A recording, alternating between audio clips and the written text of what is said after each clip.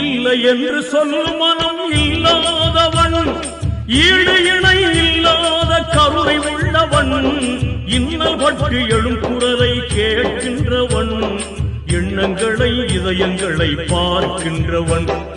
இறைவனிடம் கையேந்துங்கள், அவன் இல்லை என்று சொல்லுவதில்லை.